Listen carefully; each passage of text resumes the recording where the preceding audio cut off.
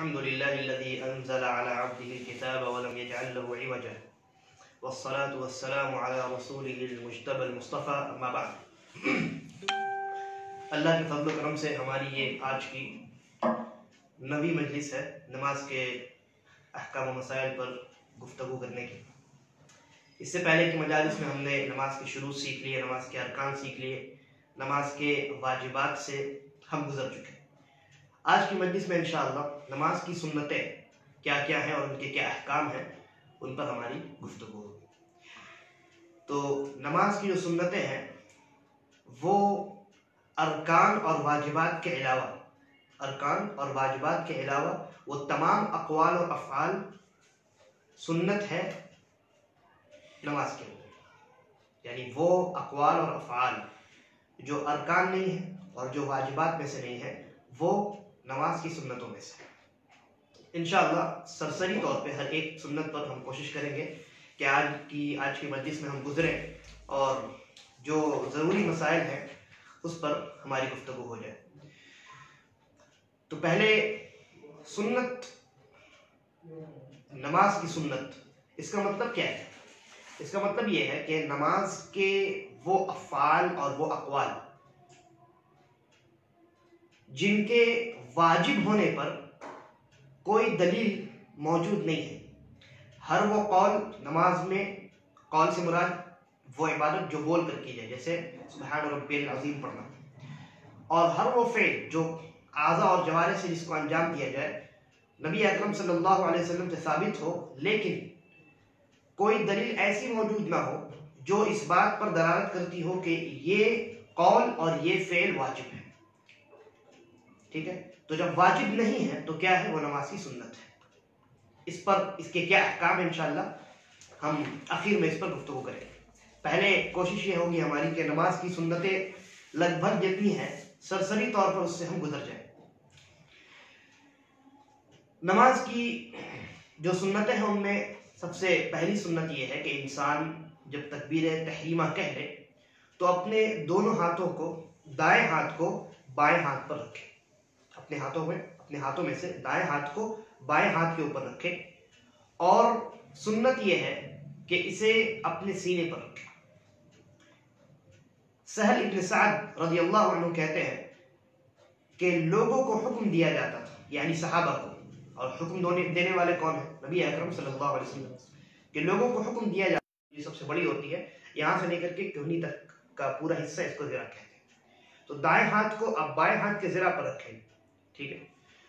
اور دوسری روایت کے اندر جو وائل بن حجر رضی اللہ عنہ کی روایت ہے اور صحیح ہے، اس کے اندر یہ صراحت ہے، اللہ کے نبی صلی اللہ علیہ وسلم کو انہوں نے دیکھا کہ آپ نے اپنے دونوں ہاتھوں کو سینے پر رکھا۔ تو خلاصہ یہ کہ نماز کی سنتوں میں سے ایک عظیم سنت یہ ہے کہ انسان دائیں ہاتھ کو بائیں ہاتھ پر رکھ کر کے سینے پر رکھے۔ اس کے بعد دوسری سنت یہ ہے کہ انسان جب نماز شروع کر لے تو سورۃ الفاتحہ کی ابتدا سے پہلے دعائے استفتاح پڑھے۔ دعائے استفتاح کہتے ہیں وہ دعا جس کے ذریعے سے نماز کو شروع کیا جائے، اس کو دعائے استفتاح کہتے ہیں۔ اور کئی الفاظ اس سلسلے میں نبی اکرم صلی اللہ علیہ وسلم سے وارد ہیں، ان میں سب سے افضل جو الفاظ ہیں یا جو دعا ہے وہ دعا ہے جس کو حضرت ابو ہریرہ رضی اللہ عنہ نے نقل کیا ہے۔ چنانچہ ابو ہریرہ رضی اللہ عنہ کہتے ہیں کہ اللہ کے نبی صلی اللہ علیہ وسلم تکبیر تحریمہ اور قراءت شروع کرنے کے درمیان خاموش رہا کرتے تھے، یعنی تکبیر تحریمہ آپ کہہ لیتے، اس کے بعد سورۃ الفاتحہ پڑھنے کا موقع ہے، لیکن اس درمیان آپ تھوڑی دیر خاموش رہتے۔ تو حضرت ابو ہریرہ رضی اللہ عنہ نے نبی اکرم صلی اللہ علیہ وسلم سے پوچھا کہ بِأَبِي وَأُمِّي یا رسول اللہ إِسْكَاتُكَ بَيْنَ التَّكْبِيرِ وَالْقِرَاءَةِ مَا تَقُولُ، کہ اے اللہ کے نبی آپ پر میرے ماں باپ قربان ہو، آپ تکبیر تحریمہ اور قراءت کے درمیان جو خاموش رہتے ہیں آپ کیا پڑھتے ہیں؟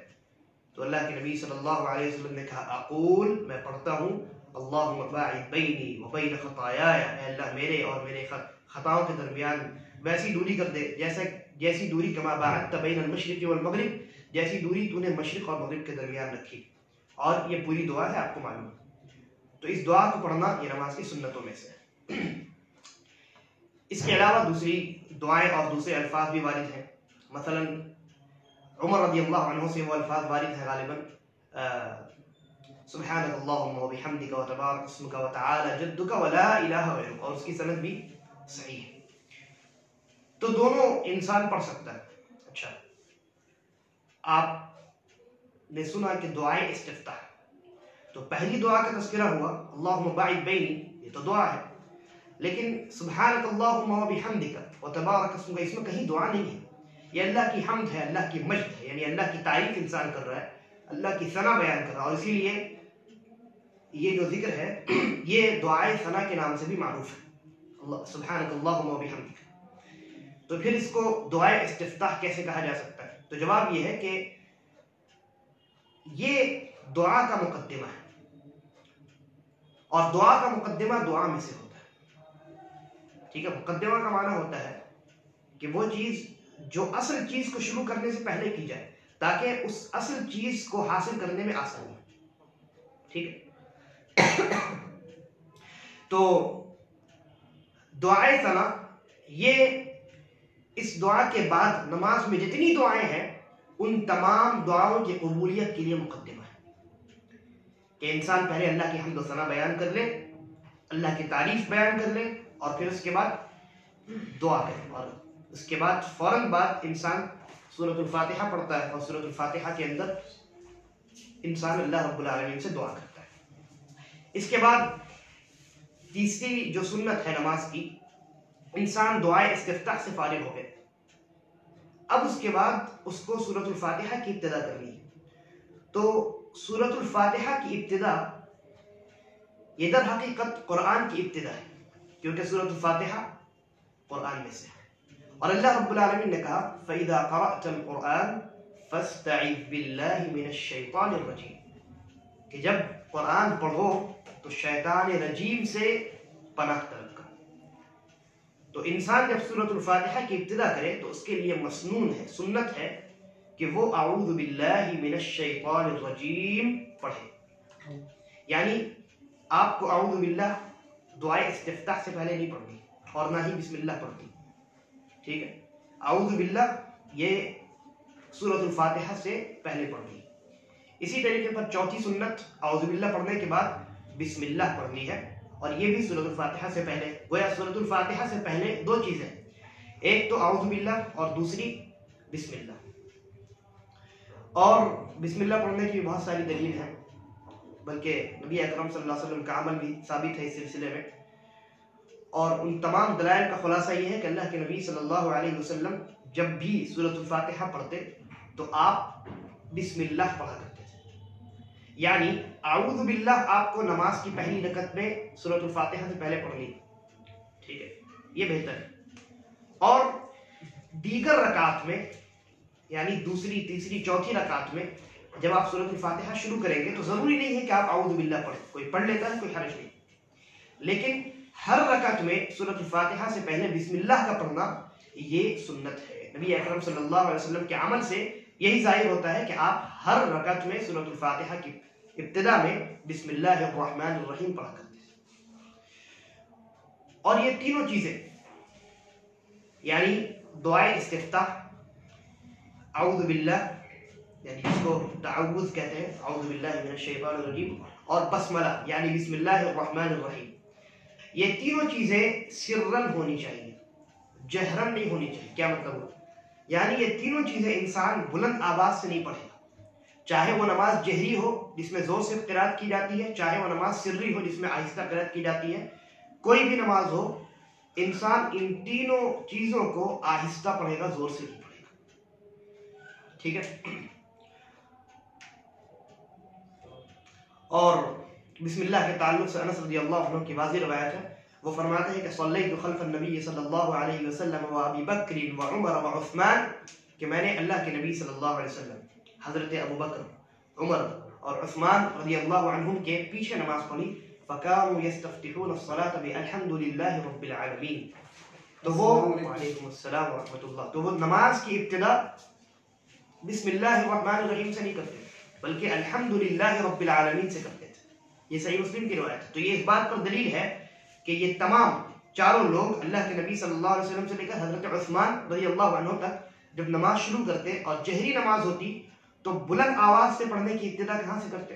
الحمدللہ رب العالمین سے کرتے. گویا اس سے پہلے جو 3 چیزیں ہیں وہ تمام آہستہ پڑھا کرتے. اس کے علاوہ اور بھی دوسری روایات ہیں جن میں یہ صراحت ہے کہ یعنی جہرن کے الفاظ ہیں کہ یجہرو، کہ الحمدللہ یہ زور سے پڑھتے تھے. تو اس کا معنی یہ ہے کہ الحمدللہ سے پہلے کی جتنی چیزیں ہیں ان تمام چیزوں کو آہستہ پڑھتے تھے، اور یہی اس مسئلے میں راجح قول ہے. اس کے بعد 5ویں سنت یہ ہے کہ جب امام جہری نمازوں میں وَلَضَّالِّينَ کہے تو امام اور مقتدی تمام لوگ آمین کہیں. نبی اکرم صلی اللہ علیہ وسلم نے ارشاد فرمایا، صحیح مسلم کی روایت ہے بلکہ صحیحین میں روایت موجود ہے کہ اذا امن الامام فامنوا، کہ جب امام آمین کہے تو تم آمین کہو. اس روایت میں غور کیجئے، 3 مسائل یہاں سے نکلتے ہیں. پہلا مسئلہ امام کو بھی آمین کہنا ہے. دوسرا مسئلہ مقتدی کو بھی آمین کہنا ہے. تیسرا مسئلہ امام کو آہستہ نہیں بلکہ زور سے آمین کہنا ہے. کیوں؟ بلند آواز. کیوں؟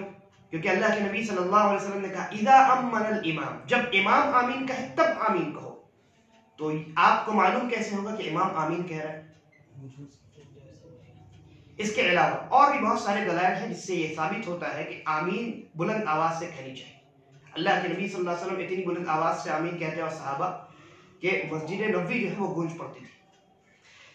اچھا، دوسری ایک روایت ہے جس کے اندر نبی اکرم صلی اللہ علیہ وسلم نے کہا اذا قال، یعنی امام جب امام کہے وَلَضَّالِّينَ، جب امام وَلَضَّالِّينَ کہے فَقُولُوا آمین، تو تم آمین کہو. ٹھیک ہے، یہ صحیح مسلم کی روایت. ان دونوں روایت میں تھوڑا سا تعارض ہے، تھوڑا سا ٹکراؤ. پہلی روایت میں اللہ کے نبی نے کہا جب امام آمین کہے تو تم آمین کہو، تو ایسا لگتا ہے کہ جب امام آمین کہہ کر خاموش ہو جائے تب مقتدیوں کو آمین کہنا چاہیے. جبکہ دوسری روایت میں اللہ کے نبی کہہ رہے ہیں جب امام وَلَضَّالِّينَ کہے تب تم آمین کہو. تو جواب یہ ہے کہ پہلی جو روایت ہے جب امام آمین کہے تب تم آمین کہو، اس روایت میں اس بات کی صراحت نہیں ہے کہ مقتدی کی آمین امام کے آمین کی بات ہوگی، مقتدی بھی آمین کہے. جبکہ دوسری روایت میں اس بات کی صراحت ہے کہ امام جب وَلَضَّالِّينَ کہہ لے تب تم آمین کہو. ٹھیک ہے، یہ اس بات کی دلیل ہے اور اس بات میں واضح ہے، اس مسئلے میں واضح ہے کہ امام جب وَلَضَّالِّينَ کہے تو مقتدی کے لیے مشروع ہے، سنت ہے کہ وہ آمین کہے، امام کے آمین کہنے کا انتظار نہ کرے. ٹھیک ہے، اور صحیح بخاری کے اندر الفاظ ہے اذا قال الامام غیر المغضوب علیہم وَلَضَّالِّينَ فَقُولُوا آمین، کہ جب امام غیر المغضوب علیہم وَلَضَّالِّينَ کہیں تو تم آمین کہو. پھر اس کے بعد اللہ کے نبی نے کہا فَإِنَّ مَنْ وَافَقَ قَوْلُهُ قَوْلَ الْمَلَائِكَةِ غُفِرَ لَهُ مَا تَقَدَّمَ مِنْ ذَنْبِهِ، اس لیے کہ تم میں سے جس کسی کی آمین فرشتوں کی آمین سے مل جائے تو اس کے پچھلے تمام گناہ بخش دیے جاتے ہیں. ٹھیک ہے، اس روایت کو ذہن میں رکھیے اور غور کیجئے تو آپ کو معلوم ہوگا کہ یہاں اللہ کے نبی صلی اللہ علیہ وسلم نے کہا کہ جس کی آمین فرشتوں کی آمین سے مل جائے. ٹھیک ہے، اور فرشتے آمین کب کہتے ہیں؟ جب امام وَلَضَّالِّينَ کہتا ہے. تو اگر ہم یہ کہیں کہ جب امام آمین کہہ چکے تب تم آمین کہو، تو یا تو اگر آپ کہیں کہ فرشتے وَلَضَّالِّينَ کے بعد آمین کہتے ہیں تو ایسی صورت میں امام کی آمین فرشتے سے مل جائے گی لیکن مقتدیوں کی نہیں ملے گی. یا اگر آپ کہیں کہ نہیں، امام بھی تبھی کہتے ہیں جب مقتدی، فرشتے بھی تبھی آمین کہتے ہیں جب امام آمین کہہ رہے ہیں، تو ایسی صورت میں مقتدیوں کی جو تامین ہے، جو آمین کہہ رہا ہے، وہ فرشتوں سے مل جائے گی لیکن امام کی نہیں ملے گی. تو ایسی صورت میں یہ جو فضیلت ہے یہ کیسے حاصل ہوگی جبکہ اللہ کے نبی نے یہ فضیلت بیان کی ہے؟ لہذا اس مسئلے میں جو راجح موقف ہے اور مضبوط ہے وہ یہ ہے کہ جب امام وَلَضَّالِّينَ کہے تو مقتدیوں کو آمین کہنا چاہیے.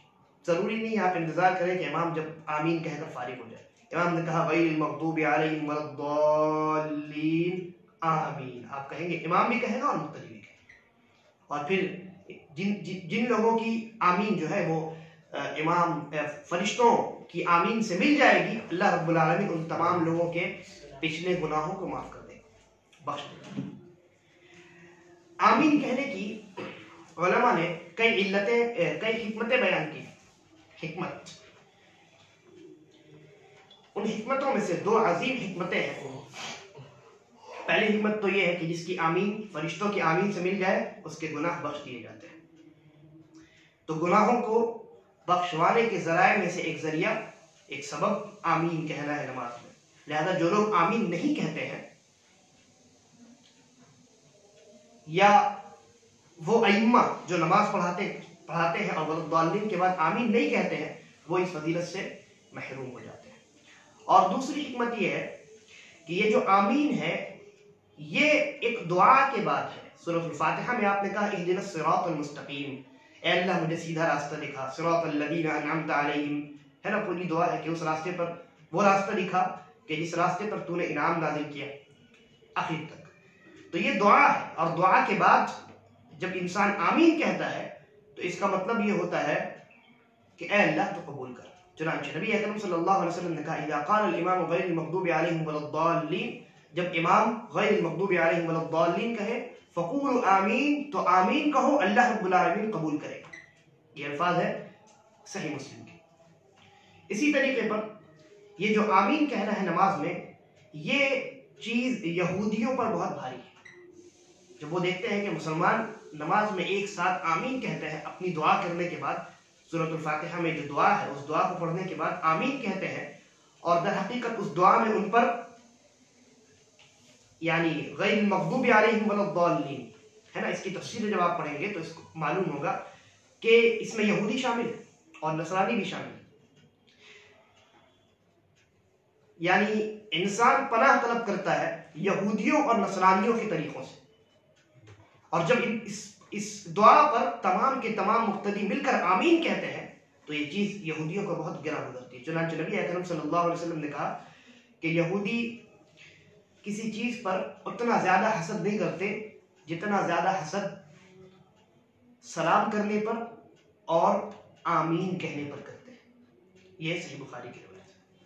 اس کے بعد چھٹی سنت یہ ہے کہ انسان سورۃ الفاتحہ پڑھنے کے بعد کوئی سورت پڑھے. سورۃ الفاتحہ پڑھنے کے بعد کوئی سورت پڑھے. سورۃ الفاتحہ پڑھنا یہ رکن ہے جیسا کہ گزر چکا. آپ سورۃ الفاتحہ کسی بھی حال میں نہیں چھوڑ سکتے. لیکن سورۃ الفاتحہ پڑھنے کے بعد کچھ اور پڑھنے کا کیا حکم ہے؟ تو جواب یہ ہے کہ سنت ہے. ٹھیک ہے. اور نبی اکرم صلی اللہ علیہ وسلم کا جو عمل اس سلسلے میں وارد ہے وہ یہ ہے کہ کبھی آپ، بلکہ عام طور سے اللہ کے نبی صلی اللہ علیہ وسلم ہر رکعت میں ایک مکمل سورہ پڑھا کرتے تھے. ٹھیک ہے، ایک مکمل سورہ. اور کبھی کبھی آپ ایک ہی سورہ کے دو مختلف مواقع سے، دو مختلف جگہوں سے آیات منتخب کر کے ہر رکعت میں پڑھتے تھے. مثلا سورۃ البقرہ، تو کبھی اللہ کے نبی صلی اللہ علیہ وسلم ایسا کرتے تھے کہ سورۃ البقرہ کی کچھ آیات پہلی رکعت میں آپ نے پڑھی اور کچھ آیات دوسری رکعت میں آپ نے پڑھی. اور کبھی اللہ کے نبی صلی اللہ علیہ وسلم ایسا کرتے تھے کہ پہلی رکعت میں کچھ آیات کسی دوسرے سورے کی اور دوسری رکعت میں کچھ آیات کسی دوسرے سورے کی. تو آپ کی مرضی ہے، آپ جس طریقے کو اختیار کریں وہ آپ کے لیے جائز ہے. لیکن بہتر یہ ہے کہ انسان کوشش کرے کہ ہر رکعت میں ایک مکمل سورہ پڑھے. ٹھیک ہے. اور یہ تمام میں نے جو طریقے بتلائے ہیں یہ تمام نبی اکرم صلی اللہ علیہ وسلم سے ثابت ہیں حدیثوں کے اندر، اور ہر ایک کو اگر بیان کیا جائے تو وقت زیادہ لگے گا. اس کے بعد ساتویں سنت یہ ہے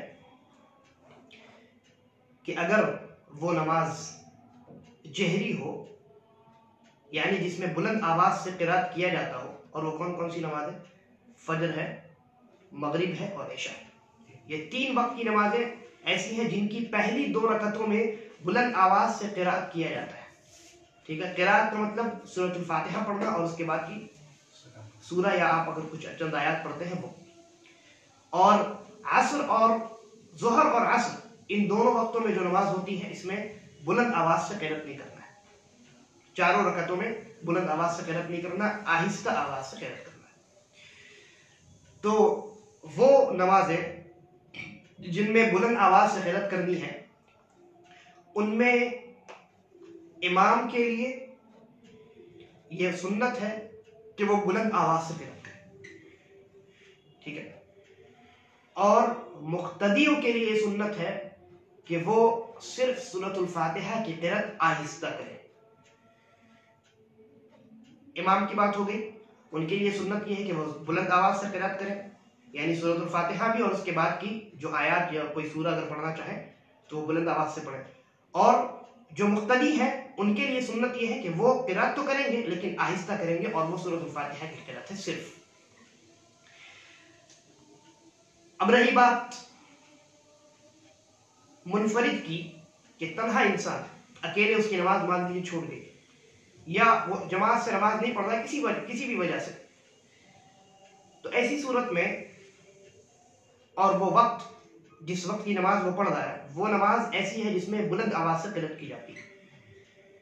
تو ایسی صورت میں منفرد کیا کرے گا؟ اکیلے جو انسان جماعت کے ساتھ نہیں پڑھ رہا، کیا وہ زور سے تلاوت کرے گا سورۃ الفاتحہ اور اس کے بعد کی قراءت یا آہستہ پڑھے گا؟ جواب یہ ہے کہ اس کو اختیار ہے، اس منفرد نماز پڑھنے والے کو اختیار ہے، چاہے تو وہ زور سے قراءت کرے اور چاہے تو آہستہ کرے. ٹھیک ہے، بہتر یہ ہے کہ وہ درمیانہ آواز سے قراءت کرے کہ وہ خود اپنے آپ کو سنا سکے، دوسرے لوگ پریشان نہ ہو اور اس کی نماز اسی طریقے پر جاری رہے. لیکن اگر وہ آہستہ قراءت کرتا ہے تو کوئی حرج نہیں، اس کی نماز درست ہے. اس کے بعد 8ویں سنت یہ ہے کہ انسان رکوع میں چلا گیا، رکوع سے اٹھ گیا، سمع اللہ لمن حمدہ اس نے کہہ دیا. اس کے بعد میں نے کہا تھا کہ نماز کے واجبات میں سے یہ ہے کہ علی الاقل یعنی منیمم کم سے کم ربنا ولک الحمد کہنا ہے. ٹھیک ہے، تو اس سے زیادہ اگر کوئی انسان پڑھتا ہے تو یہ سنت ہے. جیسے کوئی پڑھتا ہے ربنا ولک الحمد ملء السماوات وملء الارض اور پوری آخر تک دعا ہے، یہ تھوڑی سی لمبی دعا ہے، 2 لائن. اس میں اس دعا کی ابتدا میں ربنا ولک الحمد ہے، یہ اللہم ربنا ولک الحمد موجود ہے، جس کو ہم تحمید کہتے ہیں، اللہ کی حمد بیان کرنا، یہ موجود ہے. اس کے بعد جو زیادتی ہے اس زیادتی کو پڑھنا یہ سنت ہے. ٹھیک ہے،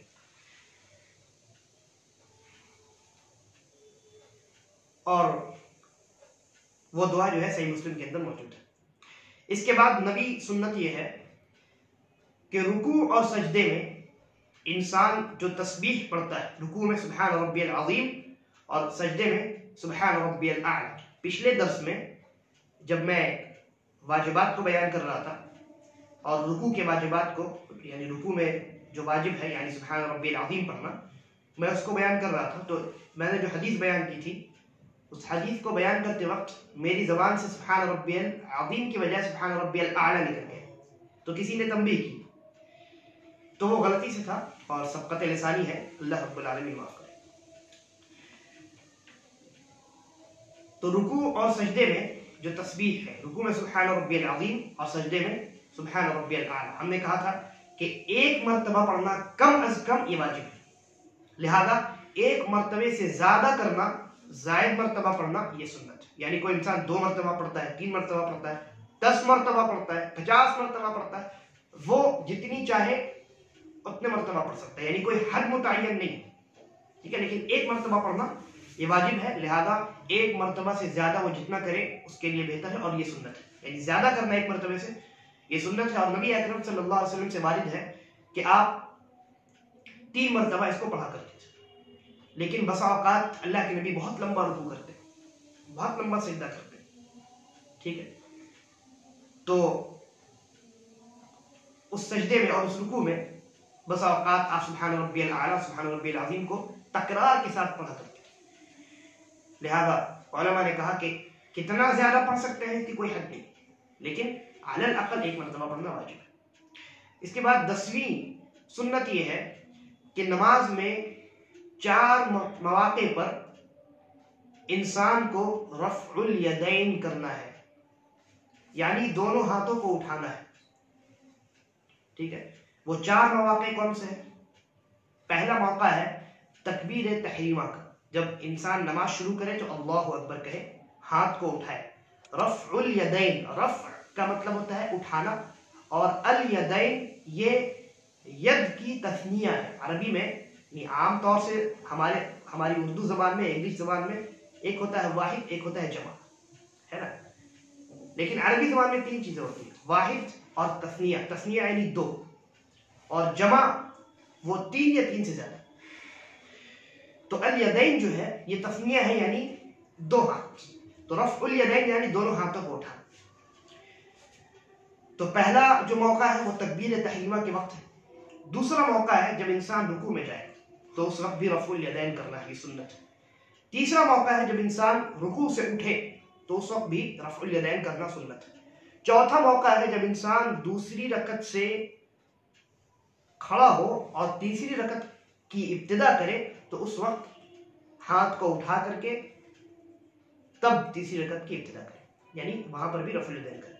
اور دلیل ابن عمر، نافع کہتے ہیں کہ ابن عمر رضی اللہ عنہما جب نماز میں داخل ہوتے تو تکبیر کہتے اور اپنے دونوں ہاتھوں کو اٹھاتے، اور جب رکوع کرتے تو اپنے دونوں ہاتھوں کو اٹھاتے، اور جب سمع اللہ لمن حمدہ کہتے تو اپنے دونوں ہاتھوں کو اٹھاتے، اور جب 2 رکعتوں سے اٹھتے کھڑے ہوتے تو اپنے ہاتھوں کو اٹھاتے۔ اور ابن عمر رضی اللہ عنہما نے اپنے اس عمل کو نبی اکرم صلی اللہ علیہ وسلم سے بیان کیا ہے۔ یہ صحیح بخاری کی روایت، یعنی یہ روایت جو ہے یہ مرفوع ہے، حدیث کے اندر یہ لفظ موجود ہے وَرَفَعَ ذَلِكَ ابْنُ عُمَرْ إِلَى نبی اللہ صلی اللہ علیہ وسلم، کہ ابن عمر رضی اللہ عنہما نے اس عمل کو مرفوعاً بیان کیا ہے، یعنی اپنے اس عمل کو نبی اکرم صلی اللہ علیہ وسلم سے جوڑ کر بیان کیا۔ تو یہ اس مسئلے پر دلیل ہے کہ 4 مواقع پر رفع الیدین کرنا یہ سنت ہے۔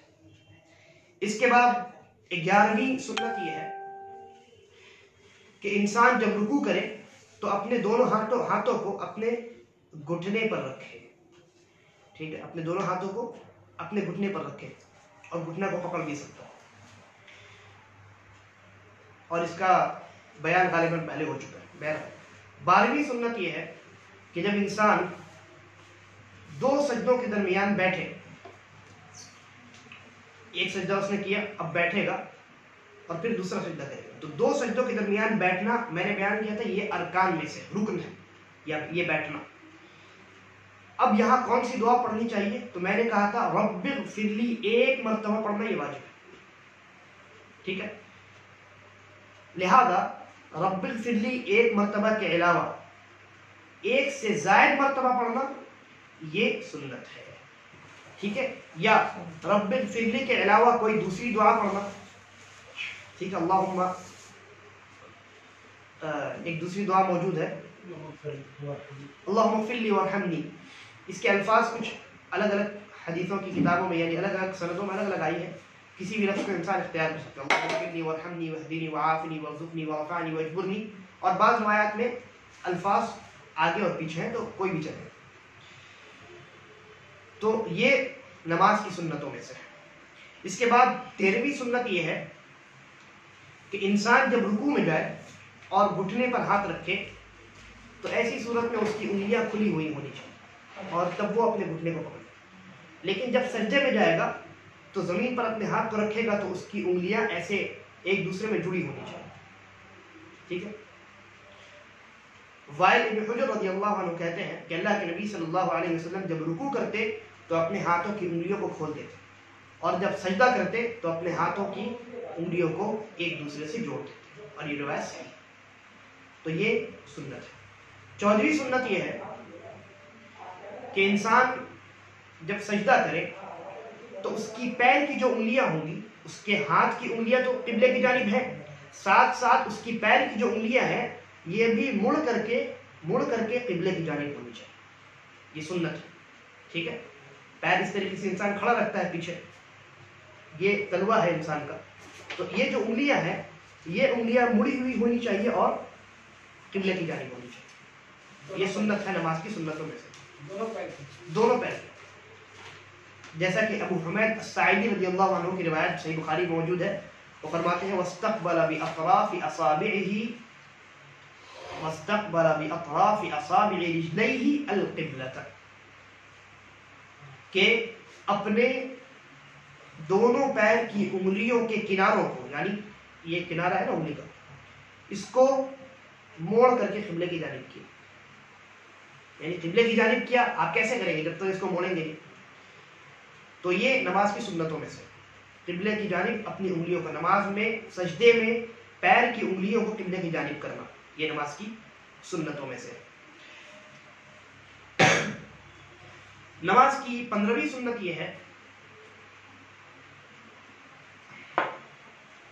کہ انسان جب سجدے میں ہو تو ایک تو یہ کہ جیسا کہ ابھی بیان ہوا انگلیاں قبلے کی جانب ہو، دوسرا یہ کہ وہ جو اس کے دونوں پیر ہیں دونوں پیر اس طریقے سے کھڑے ہیں، تبھی وہ اپنی انگلیوں کو قبلے کی جانب کر سکتا ہے.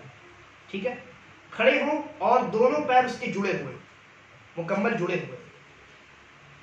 عائشہ رضی اللہ عنہ کہتی ہے، صحیح بخاری کی روایت ہے کہ ایک رات میں نے نبی اکرم صلی اللہ علیہ وسلم کو بستر پہ نہیں پایا تو میں تلاش کرنے لگی اندھیرے میں.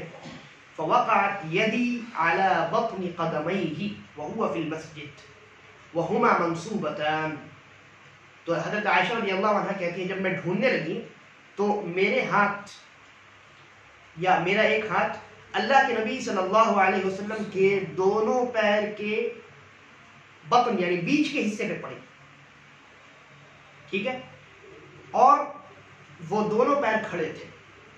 تو اگر دونوں پیر الگ الگ ہوتے تو حضرت عائشہ رضی اللہ عنہ کا ایک ہاتھ دونوں پیر کے پچھلے والے جو تلوا ہے اس کے بیچ والے حصے پہ کیسے پڑتا ہے نا. تو یہ اس بات کی دلیل ہے کہ اللہ کے نبی صلی اللہ علیہ وسلم نے نماز میں اپنے دونوں پیروں کو جوڑ رکھا تھا اور دونوں پیر، حضرت عائشہ کہتی ہے منصوبتان، دونوں پیر کھڑے تھے.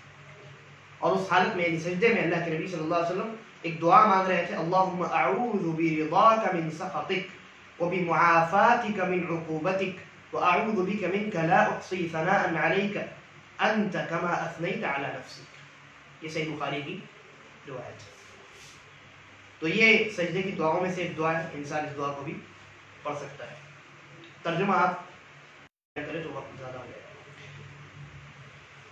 16ویں سنت یہ ہے کہ انسان جب دو سجدوں کے درمیان بیٹھے اسی طریقے پر جب انسان پہلے تشہد میں بیٹھے تو ایسی صورت میں وہ افتراش کر کے بیٹھے. افتراش کر کے بیٹھنے کا مطلب یہ ہوتا ہے کہ اپنے بائیں پیر پر وہ بیٹھ جائے اور دائیں پیر کو اس طریقے سے کھڑا کرے اور اس کی انگلیاں قبلے کی جانب. ٹھیک ہے، اس طریقے سے یہاں انسان بیٹھا ہے اور یہ اس کا دایاں پیر ہے. ٹھیک ہے، یعنی وہ بیٹھا ہے کس پر؟ اپنے بائیں پیر پر اور اس کا جو دایاں پیر ہے وہ اس طریقے سے کھڑا ہے. تو اس کو افتراش کہتے ہیں. یہ کب کرنا ہے؟ دو سجدوں کے درمیان اور پہلے تشہد میں. وہ نمازیں جن میں دو تشہد ہے صرف ان نمازوں کے پہلے تشہد میں اس طریقے سے بیٹھنا یہ سنت ہے. اور دو سجدوں کے درمیان جب انسان بیٹھتا ہے تو ایک طریقہ تو جو میں نے ابھی بتایا افتراش، بائیں پیر پر بیٹھ کر کے دائیں پیر کو کھڑا کرنا. دو سجدوں کے درمیان بیٹھنے کا ایک دوسرا طریقہ یہ ہے کہ انسان اپنے دونوں پیروں کو اس طریقے سے ملا کر کے اور اس کی انگلیاں قبلہ کی جانب کر لے اور دونوں پیر کی جو ایڑیاں ہوں گی ان پر بیٹھے کھڑا کر کے. یہ صرف دو سجدوں کے درمیان. ٹھیک ہے، اس کو اقعاء کہتے ہیں.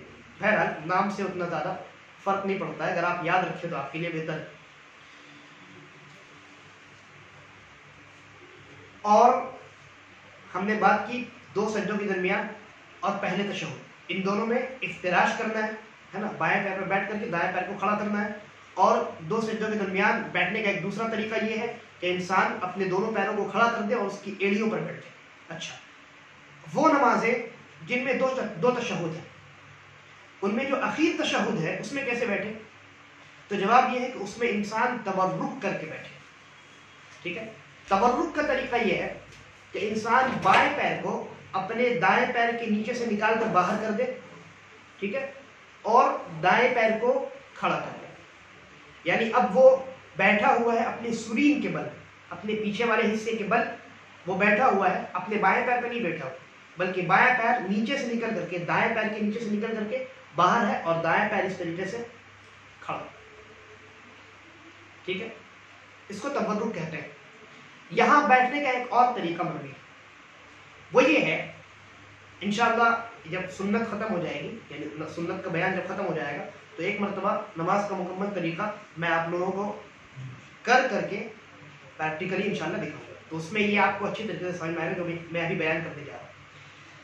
اخیر تشہد میں بیٹھنے کا ایک دوسرا طریقہ یہ ہے کہ آپ اپنے پیر کو تورک میں کیا کرتے ہیں, تورک میں آپ اپنے پیر کو, بائیں پیر کو نیچے سے نکالتے ہیں, دائیں پیر کے نیچے سے نکالتے ہیں اور اپنے سرین کے بل بیٹھتے ہیں اور دائیں پیر کو اس طریقے سے کھڑا رکھتے ہیں. ٹھیک ہے.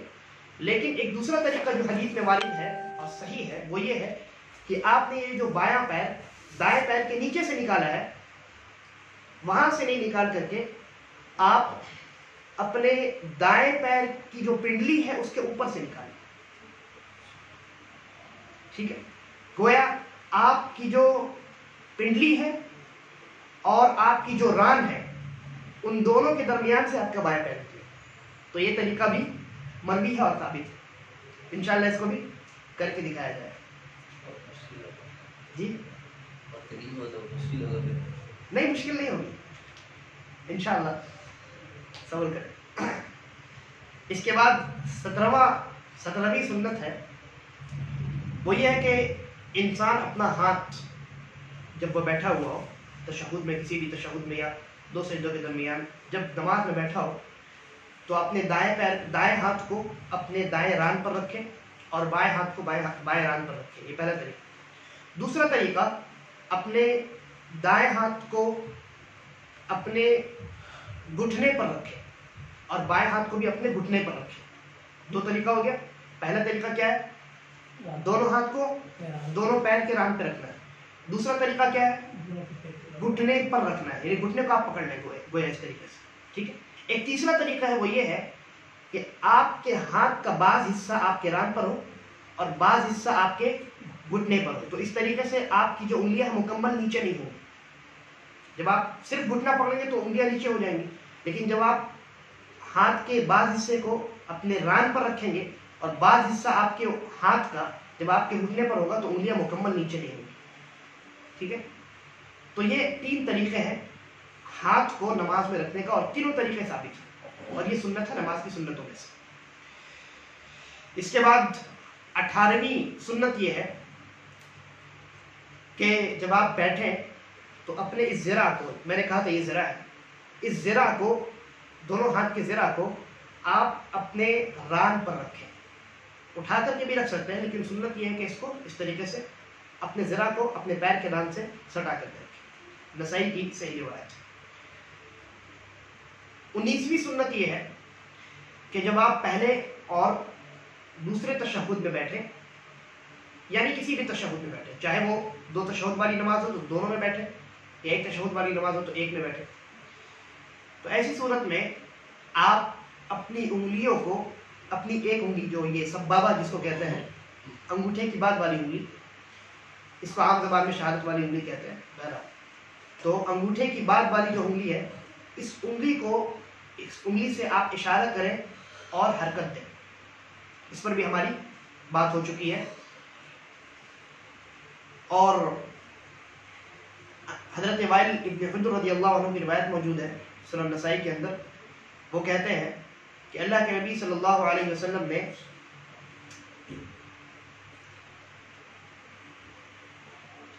اپنے ہاتھ کی ان دونوں انگلیوں کو بند کر لیا, ان دونوں انگلیوں کو بند کر لیا. پھر انگوٹھے اور بیچ والی انگلی سے ایسے حلقہ بنایا اور آپ نے اس انگلی سے, جس کو آپ شہادت کی انگلی کہتے ہیں, اس سے عربی میں سبابہ کہتے ہیں, اس سے آپ کیا کر رہے تھے, ثم رفع اصبعه, پھر آپ نے اپنی انگلی کو اٹھایا اور صحابی کہتے ہیں فرأیتہ یحرکها یدعو بها، تو میں نے دیکھا کہ آپ اس کو حرکت دے رہے تھے اور دعا کر رہے تھے. ٹھیک ہے. تو سبابہ کی انگلی کو یا شہادت کی انگلی کو حرکت دینے کا ایک طریقہ یہ ہے کہ آپ اس طریقے سے یہ کانی انگلی چھوٹی انگلی جو ہے اس کو اور اس کے بعد والی انگلی کو بند کر لیں اور پھر بیچ والی انگلی اور انگوٹھے سے گول بنا لیں ایسے. ٹھیک ہے. حلقہ بنا لیں اور اس انگلی سے اشارہ کریں. یہ پہلا طریقہ ہوا. حدیث میں ایک دوسرا طریقہ وارد ہے، وہ یہ ہے کہ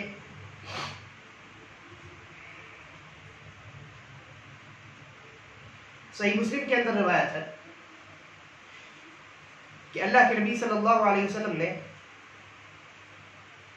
دائیں ہاتھ کو اپنے دائیں گھٹنے پر رکھا، وعقد 53 اور آپ نے 53 نمبر بنا دیا. تو اشارہ بالسبابہ، اور 53 نمبر بنانے کے بعد آپ نے اپنے اس انگلی سے اشارہ کیا.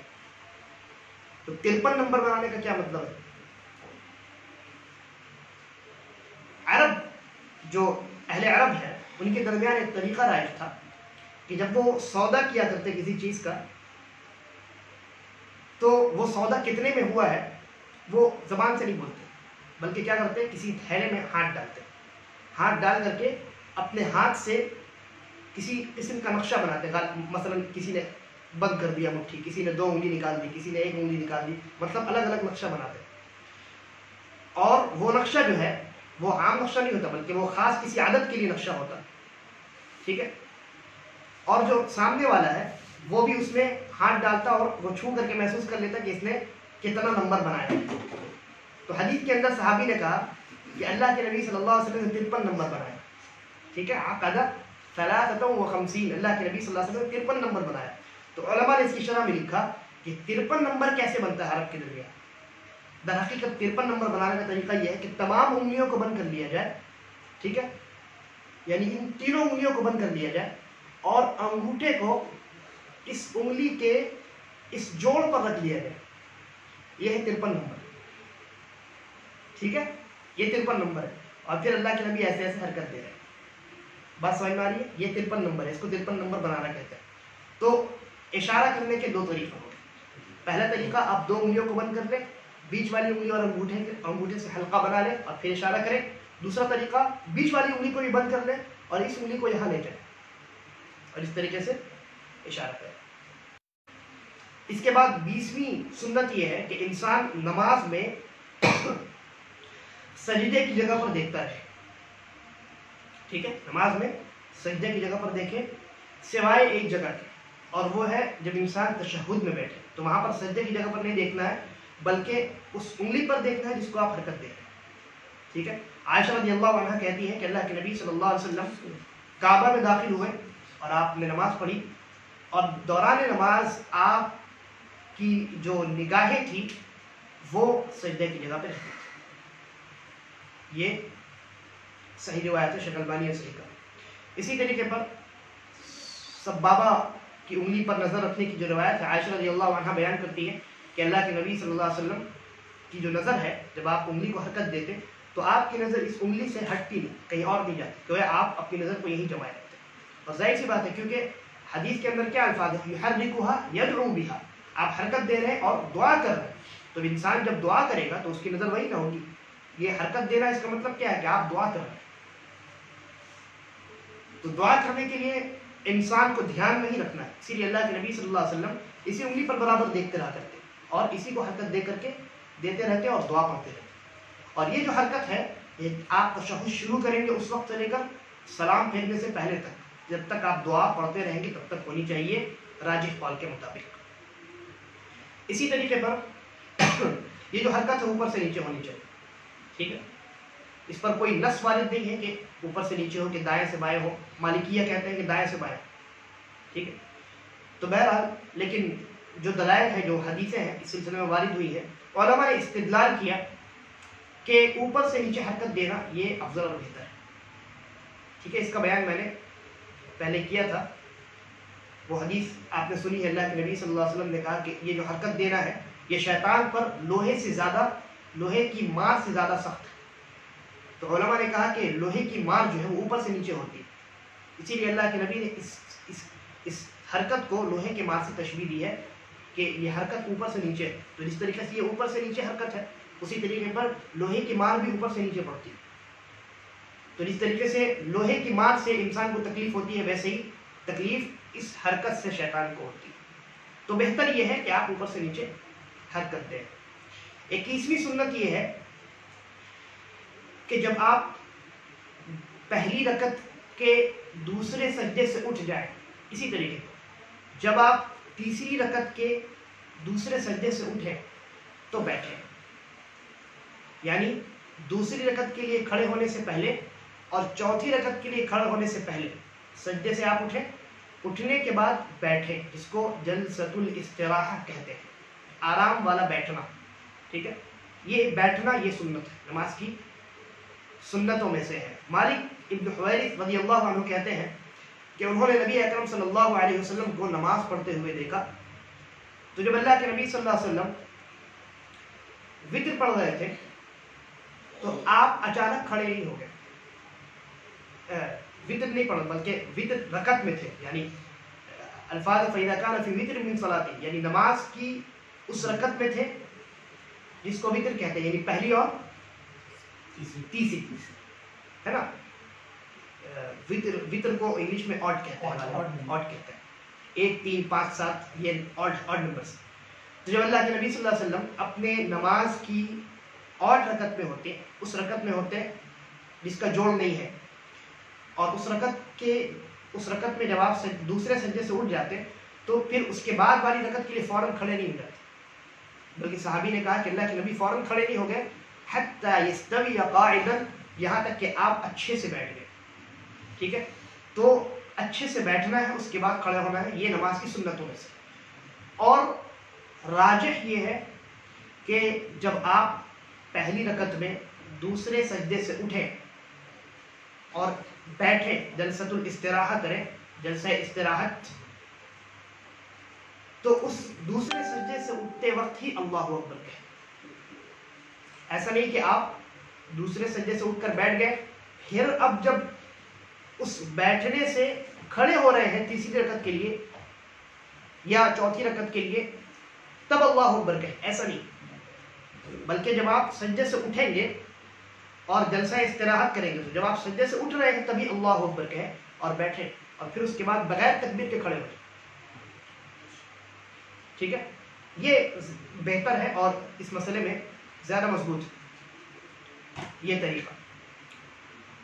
عام طور سے ہمارے یہاں اس مسئلے میں بہت زیادہ تساہل پایا جاتا ہے، بلکہ لوگ اکثر جانتے ہی نہیں، ہے نا، تو کوئی امام اگر نماز پڑھا رہا ہو تو اس کو چاہیے کہ پہلے لوگوں کو بتائے، اس کے بعد یہ عمل کرے، کیونکہ اگر اس نے پہلے یہ عمل کر دیا تو لوگ پہلے کھڑے ہو گئے، معلوم ہو کہ امام صاحب وہیں بیٹھے ہوئے، ہے نا، تو امام کی اتباع ختم ہو جائے گی، تو اس لیے، اور یہ سنت ہے، واجب بھی نہیں ہے، لہذا فتنے کا خوف ہو یا لوگوں کو نہیں معلوم ہے اچانک اس طریقے سے لوگ پہلے کھڑے ہو جائیں گے، تو امام کے لیے بہتر یہ ہے کہ وہ پہلے لوگوں کو بتا دے یہ طریقہ کہ جلسہ استراحت ہے، جب میں پہلی رکعت میں دوسرے سجدے سے اٹھوں یا تیسری رکعت میں دوسرے سجدے سے اٹھوں اللہ اکبر کہتے ہوئے، تو تم لوگ فوراً نہیں اٹھ جانا، بلکہ جلسہ استراحت کرنا، جس طریقے سے میں جلسہ استراحت کروں گا، پھر اس کے بعد تب اٹھنا، تو یہ نماز کی سنتوں میں سے۔ اس کے بعد نماز کی 22ویں سنت یہ ہے کہ انسان جب سجدے میں جائے تو اپنے دونوں بازوؤں کو اپنے دونوں پہلوؤں سے الگ رکھے، اس طریقے سے سنا کر نہیں رکھے بلکہ الگ رکھے، ٹھیک ہے، اسی طریقے پر اپنے پیٹ کو اپنے ران سے الگ رکھے، پیر کے ران سے اپنے پیٹ کو یا ران کو اپنے پیٹ پہ نہیں سٹا دیں، اور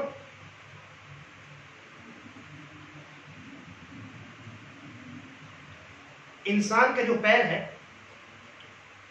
اس کا ایک ران ہے اور ایک پنڈلی، ظاہر سی بات ہے جب آپ سجدے میں جائیں گے تو آپ کے ران اور پنڈلی کے درمیان جگہ خالی رہے گی، اسی طریقے پر دونوں گھٹنوں کے درمیان بھی فرق رکھیں، مکمل جوڑ نہ دیں، ٹھیک ہے، سجدے میں جب آپ جا رہے ہیں تو دونوں گھٹنے جو ہے وہ جڑے نہیں ہونے چاہیے پیر کے، بلکہ الگ الگ ہو، یہ سنت ہے۔ اور یہ تمام جو چیزیں میں نے بیان کی یہ نبی اکرم صلی اللہ علیہ وسلم کی حدیثوں کے اندر موجود ہے۔ میں دلال نہیں بیان کر رہا ہوں اس لیے کہ وقت نہیں ہے، اور کوشش یہ ہے کہ اس مجلس میں سنتوں کو ختم کر دیا جائے، سنتوں کا بیان۔ اس کے بعد 23ویں سنت یہ ہے کہ آخر تشہد میں جب آپ نبی اکرم صلی اللہ علیہ وسلم پر درود پڑھنے سے فارغ ہو جائے، یعنی آپ نے التحیات للہ پڑھ لیا، پھر اس کے بعد اللہم صلی علی محمد درود ابراہیمی پڑھ لیا، تو اس کے بعد آپ دعا کریں، اور درود سے فارغ ہونے کے بعد دو دعائیں اللہ کے نبی صلی اللہ علیہ وسلم سے تاکید کے ساتھ مروی۔ پہلی دعا ابو ہریرہ رضی اللہ عنہ کہتے ہیں کہ اللہ کے نبی صلی اللہ علیہ وسلم نے کہا کہ اذا تشہد احدکم، جب تم میں سے کوئی تشہد کرے، فلیستعذ باللہ من اربع، تو 4 چیزوں سے اللہ کی پناہ طلب کرے۔ تشہد پڑھ لیں، یہ تحیات پڑھ لیں، اور درود ابراہیمی پڑھ لیں، اس کے بعد 4 چیزوں سے پناہ طلب کریں، اور وہ 4 چیزیں کیا ہیں؟ جہنم، قبر، موت اور حیات کے فتنے، اور دجال کے فتنے۔ ٹھیک ہے، تو اس طریقے سے اللہ کے نبی نے کہا کہ یقول، انسان کہے اللہم انی اعوذ بک من عذاب جہنم ومن عذاب القبر ومن فتنة المحیا والممات ومن شر فتنة المسیح الدجال۔ یہ الفاظ صحیح مسلم کے۔ اس دعا میں بھی کچھ آگے کچھ پیچھے دوسری سندوں میں موجود ہے، تو ساری دعائیں صحیح ہیں۔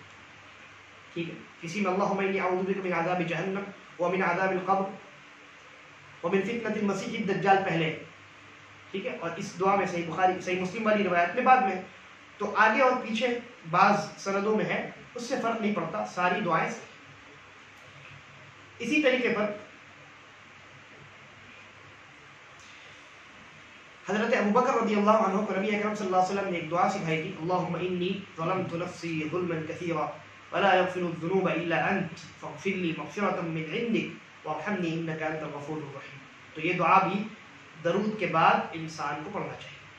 اس کے بعد اللہ کے نبی صلی اللہ علیہ وسلم نے کہا، صحیح روایت ہے سنن نسائی کی، آپ نے ان 4 چیزوں کا تذکرہ کیا، 4 چیزوں سے پناہ مانگنے کا تذکرہ کیا، پھر کہا ثم يدعو لنفسه بما بدا له، پھر اس کے بعد وہ اپنے لیے جو چاہے دعا کرے۔ ٹھیک، تو اس موقع سے انسان دوسری دعائیں بھی پڑھ سکتا ہے۔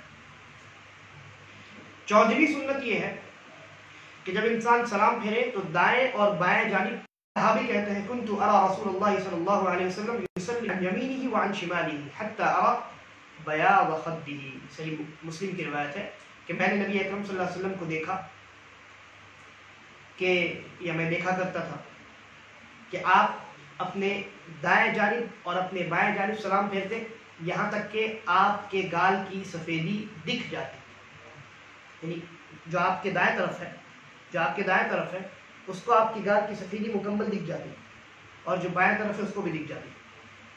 ٹھیک ہے، تو دائیں طرف رخ کرنا اور بائیں طرف رخ کرنا یہ نماز کی سنتوں میں سے۔ اب انسان کسی نے نہیں کیا، السلام علیکم ورحمۃ اللہ، السلام علیکم ورحمۃ اللہ کہہ کر کے نماز سے خارج ہو گیا، تو اس کا کیا حکم ہے؟ ابھی انشاءاللہ اس کا بیان ہے۔ اسی طریقے پر جب آپ سلام کریں گے نماز میں، تو ایسے موقع پر بہتر یہ ہے، جیسا کہ حدیث میں وارد ہے، عائشہ رضی اللہ عنہ کی روایت موجود ہے کہ جب آپ سلام کریں السلام علیکم ورحمۃ اللہ، تو قبلہ کی جانب دیکھیں نہیں بلکہ رخ کریں۔ ٹھیک ہے، اس کے بعد تب دائیں جانب سلام پھیرے، پھر اس کے بعد بائیں جانب، یعنی اس طریقے سے السلام علیکم ورحمۃ اللہ، السلام علیکم ورحمۃ اللہ، اس طریقے سے۔ ٹھیک ہے، یہ بہتر اور نماز کی سنتوں میں سے۔ لیکن کوئی انسان اگر السلام علیکم ورحمۃ اللہ کرتے کرتے کرتا ہے دائیں طرف اور بائیں طرف، تو یہ بھی درست ہے، کوئی حرج کی بات نہیں۔ اسی طریقے پر 25ویں سنت یہ ہے کہ جب آپ سلام کریں گے تو اس سلام میں اپنے دائیں جانب نماز پڑھ رہے مصلی کے اوپر سلام کرنے کی نیت شامل کریں۔ اسی طریقے پر آپ کے دائیں جانب جتنے فرشتے ہیں ان تمام کو آپ سلام کر رہے ہیں، یہ نیت شامل کریں۔ پھر بائیں جانب جب آپ سلام کریں تو بائیں جانب آپ کی جو نماز پڑھ رہا ہے، جو انسان جو آپ کا بھائی ہے، مسلمان بھائی، اس کے اوپر سلام کرنے کی، اور اس طرف جتنے فرشتے ہیں ان کو سلام کرنے کی نیت کرے. یہ نماز کی سنتوں میں سے ہے. اور اس کی دلیل نبی اکرم صلی اللہ علیہ وسلم کا فرمان ہے صحیح مسلم کے اندر کہ ثم یسلم علی اخیہ، پھر وہ اپنے بھائی پر سلام کرے جو اس کے دائیں جانب ہے اور جو اس کے بائیں جانب ہے. ٹھیک ہے. اور بھائی میں جو اس کے دائیں جانب جتنے لوگ نماز پڑھ رہے ہیں وہ سب شامل ہیں. بلکہ بعض علماء نے کہا کہ وہ اپنی نیت میں یہ بھی شامل کر لیں کہ وہ امام کے سلام کا جواب دے رہے ہیں. تو یہ وسعت ہے اس میں، آپ اگر یہ نیت کر لیتے ہیں کوئی حرج کی بات نہیں. ٹھیک ہے. اور فرشتوں کو شامل کریں نیت میں، اس کی دلیل کیا ہے؟ علی رضی اللہ عنہ کہتے ہیں کہ اللہ کے نبی صلی اللہ علیہ وسلم عصر سے پہلے 4 رکعت پڑھا کرتے تھے. ٹھیک ہے. اور ان 4 رکعت میں مقرب فرشتوں پر اور جو ان کی اتباع کرتے ہیں مسلمانوں میں سے اور مؤمنین میں سے، ان پر سلام کرتے ہوئے اپنے ان 4 رکعتوں میں فرق کیا کرتے تھے. یعنی 4 رکعتوں میں فصل کیا کرتے تھے 2 اور 2 کر کے. ٹھیک ہے. تو محل شاہد اللہ کے نبی صلی اللہ علیہ وسلم، علی رضی اللہ عنہ کا یہ فرمان کہ اللہ کے نبی صلی اللہ علیہ وسلم سلام کرتے تھے کس پر؟ اللہ کے مقرب فرشتوں پر اور مسلمانوں میں سے مومنین اور مسلمین پر جو ان کی اتباع کرتے ہیں. ٹھیک ہے. یہ ترمذی کی روایت ہے اور امام نسائی نے اس کو السنن الکبریٰ میں بھی ذکر کیا ہے. امام ابن حبان، امام ابن خزیمہ نے اس کو صحیح قرار دیا ہے. اسی طریقے پر شیخ الالبانی نے بھی اس کو صحیح قرار دیا اور بھی بہت سارے علماء. تو یہ روایت صحیح ہے.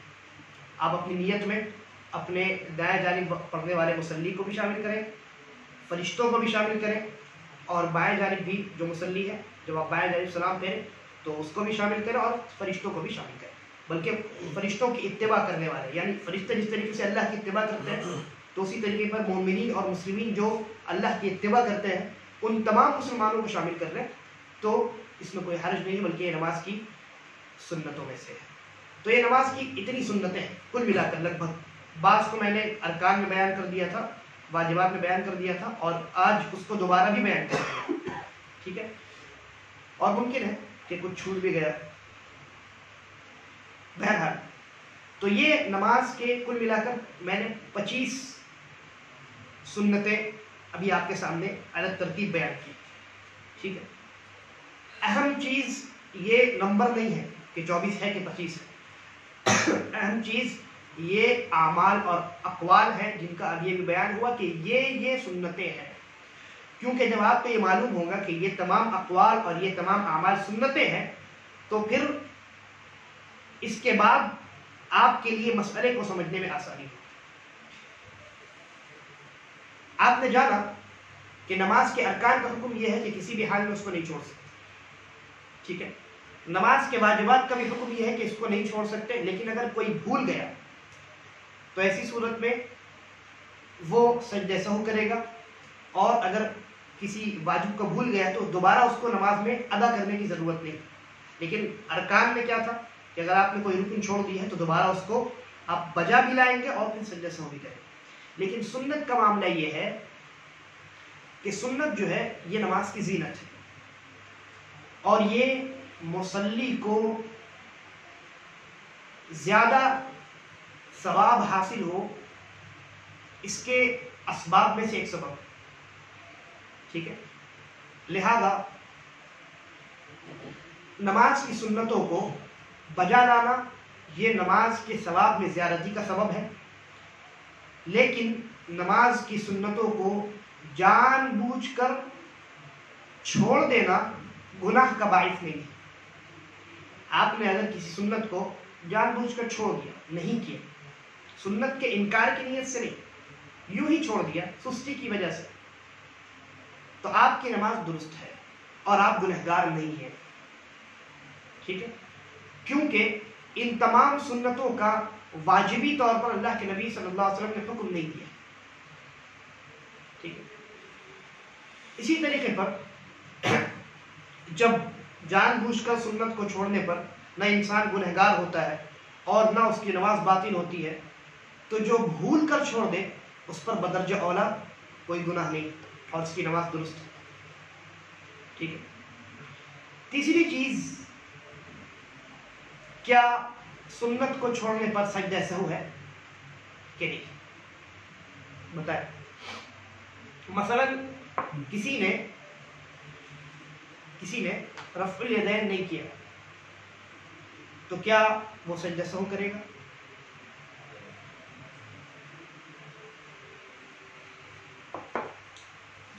علماء کا اختلاف ہے، لیکن اس میں جو راجح موقف معلوم ہوتا ہے وہ یہ ہے کہ سنت کو چھوڑنے پر سجدہ سہو نہیں کرنا ہے، اس لیے کہ جب جان بوجھ کر اس کو چھوڑنے سے نہ گناہ ہوتا ہے نہ نماز باطل ہوتی ہے، تو بھول کر چھوڑنے پر کیوں سجدہ سہو کیا؟ دوسری چیز، اللہ کے نبی صلی اللہ علیہ وسلم سے جہاں جہاں سجدہ سہو کرنا وارد ہے وہ تمام واجبات ہیں یا ارکان ہیں. کسی سنت کو ترک کرنے پر اللہ کے نبی صلی اللہ علیہ وسلم نے کبھی سجدہ سہو کیا ہو ایسی کوئی حدیث موجود نہیں. اسی طریقے پر اگر یہ کہہ دیا جائے کہ سنت کو چھوڑ دینے پر بھی سجدہ سہو ہے تو ہر انسان کو ہر نماز میں سجدہ سہو کرنا پڑے ہے کہ نہیں؟ بھائی بسا اوقات کبھی انسان رفع الیدین کرنا بھول جاتا ہے، کبھی سورۃ الفاتحہ پڑھ کر کے فوراً چلا جاتا ہے، اس کے بعد قرأت نہیں کرتا، کبھی دعائے استفتاح نہیں پڑھتا، کبھی بسم اللہ نہیں پڑھتا، کبھی اعوذ باللہ بھی بھول جاتا ہے. اسی طریقے سے کبھی رکوع میں ایک ہی مرتبہ پڑھتا ہے سبحان ربی العظیم، ہے نا. کبھی کبھی انسان اور بھی بہت، مطلب آپ جتنی سنتیں ہیں ان تمام کا تصور کر لیجئے اور دیکھیے کہ انسان اکثر اوقات کسی نہ کسی سنت کو چھوڑتا ہے.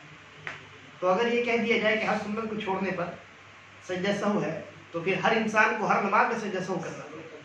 تو بہرحال اس مسئلے میں اختلاف ضرور ہے. راجح یہ ہے کہ سنت کو چھوڑنے پر سجدہ سہو نہیں ہے، لیکن ان تمام سنتوں کے بہت سارے فوائد ہیں. ایسا نہیں ہے کہ ان سنتوں کو چھوڑ دینے پر کوئی گناہ نہیں ہے اور نماز باطل نہیں ہوتی ہے تو انسان چھوڑ دے. جب بھی نماز پڑھے تو خالی سورۃ الفاتحہ پڑھے، سورۃ الفاتحہ پڑھے، ایک مرتبہ سبحان ربی العظیم پڑھے، ایک مرتبہ سبحان ربی الاعلیٰ پڑھے، ایک مرتبہ رب اغفر لی پڑھے، شارٹ میں نماز پڑھ کے ہر نماز کو ختم کر دے، یہ عادت بنا لے، یہ درست نہیں ہے. وہ کون سے فوائد ہیں؟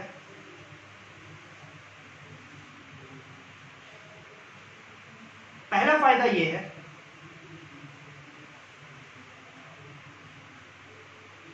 کہ یہ جو سنتیں ہیں یہ سنتیں انسان کی نماز میں زینت پیدا کرتی ہیں، کیونکہ انسان اگر ساری سنتوں کو چھوڑ دے تو اس کی نماز بہت سریع ہو جائے گی، بہت تیز ہو جائے گی، لگے گا کہ نہیں کہ یہ انسان دل سے نماز پڑھ رہا ہے. لیکن اگر آپ تمام ارکان، واجبات اور سنتوں کو بجا لاتے ہوئے نماز پڑھیں گے تو آپ کی نماز معلوم ہوگی، اچھی نماز معلوم ہوگی. تو یہ نماز کو زینت بخشتا ہے. اسی طریقے پر اس کے فوائد میں سے ایک دوسرا فائدہ یہ ہے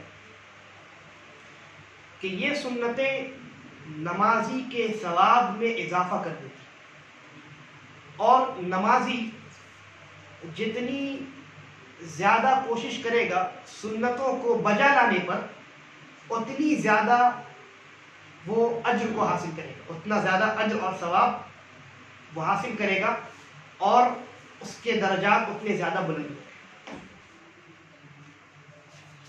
لہذا سنتوں کو انسان نہ چھوڑے بلکہ ان کو بجا لائے اور کوشش کرے کہ اہتمام کے ساتھ ہر ایک سنت کو وہ ادا کرنے کی کوشش کرے. اس لیے کہ سنت در حقیقت وہ ہے جس کو نبی اکرم صلی اللہ علیہ وسلم نے انجام دیا ہے، یا انجام دینے کا آپ نے حکم دیا ہے، گرچہ ضروری طور پہ، واجبی طور پہ حکم نہیں دیا. لہذا سنت سے محبت کے خاطر وہ انسان ان تمام سنتوں کو ادا کرے، بجا لائے اور یہ تصور پیدا کرے کہ ان اعمال کو گرچہ چھوڑنے پر گناہ نہیں ہے، لیکن ان کو ادا کرنے پر اللہ کے نبی صلی اللہ علیہ وسلم کی سنت کی اتباع ہے اور ثواب میں زیادتی ہے۔ لہذا کوشش یہ ہونی چاہیے کہ تمام ارکان اور تمام واجبات اور تمام سنتوں کا اہتمام کرتے ہوئے انسان اپنی نماز کو ادا کرے، تاکہ اس کی نماز اکمل ہو، افضل ہو، کامل و مکمل ہو، اور اللہ رب العالمین اس کی نماز کو قبول فرمائے۔ اللہ تبارک و تعالیٰ سے دعا ہے کہ وہ ہمیں نماز کا وقت پر ادا کرنے والا بنا دے، نماز کے ارکان، واجبات اور سنتوں کے ساتھ نماز کو ادا کرنے والا بنا دے، اور ہمارا خاتمہ بالخیر کرے۔ ھذا واللہ اعلم وصلی اللہ علی نبینا وسلم۔